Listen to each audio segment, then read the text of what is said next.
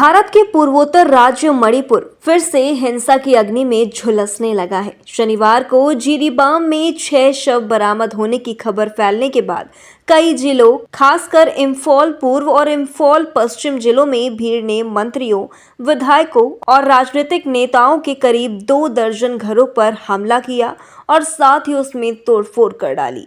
इससे पहले सुरक्षा बलों का कुकी उग्रवादियों के साथ मुठभेड़ हुआ था, जिसमें कम से कम 10 कुकी आतंकी के मारे जाने की खबर है। राज्य में हिंसा के हालात बद से बदतर होते जा रहे हैं।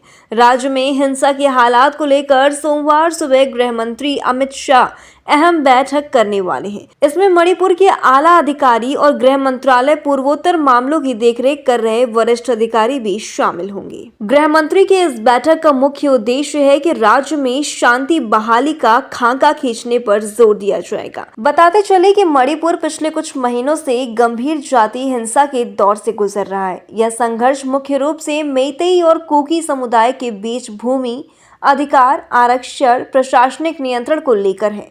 सितंबर में हुए हिंसा में उग्रवादियों ने ड्रोन और रॉकेट जैसे आधुनिक हथियारों के भी उपयोग किए थे, जिसको लेकर मणिपुर में जारी हिंसा के बीच केंद्र सरकार ने अब बड़ा कदम उठाया है। इस बार ऑल आउट एक्शन प्लान का मसौदा तैयार किया गया है। देश के सबसे बड़े केंद्रीय अर्धसैनिक बल सीआरपीएफ को लीड रोल में रखा जाएगा। केंद्र सरकार में विश्वस्त सूत्रों के मुताबिक मणिपुर में 24 घंटे ऑपरेशन शुरू होगा। विद्रोहियों और हिंसक वारदातों में शामिल लोगों को उनके ठिकानों से बाहर निकाला जाएगा। पिछले दिनों केंद्रीय गृह मंत्रालय ने मणिपुर में अर्धसैनिक बलों के 2500 अतिरिक्त जवानों की तैनाती की थी। केंद्रीय बलों की 20 कंपनियों में से सीआरपीएफ की 15 और बीएसएफ की 5 कंपनियां शामिल थी। अब बच्चों व महिलाओं सहित 6 लोगों की मौत के बाद सीआरपीएफ की 40 अतिरिक्त कंपनियों को मणिपुर में रवाना करने की तैयारी हो रही है।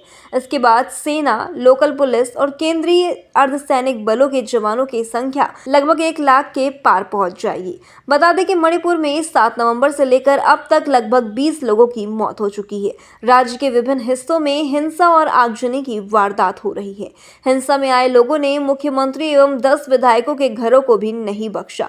वहीं सूत्रों ने बताया कि अब जो ऑल आउट एक्शन प्लान तैयार किया गया है, उसमें विद्रोहियों को उनके ठिकानों पर दबिश कर दिया जाएगा और दबिश करके दबोचा जाएगा।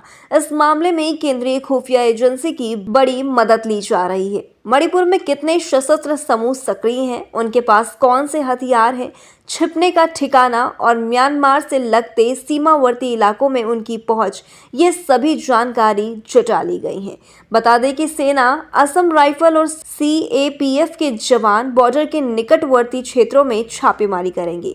बाकी सुरक्षा बल अंदर के क्षेत्रों में उपद्रवियों से निपटेंगे। इस ऑपरेशन के तहत मणिपुर में तैयार किए गए बफर जोन का सख्ती से पालन किया जाएगा। तो ऐसी ही खबरों से जुड़ने के लिए व उन्हें जानने के लिए देखते रहिए LNI।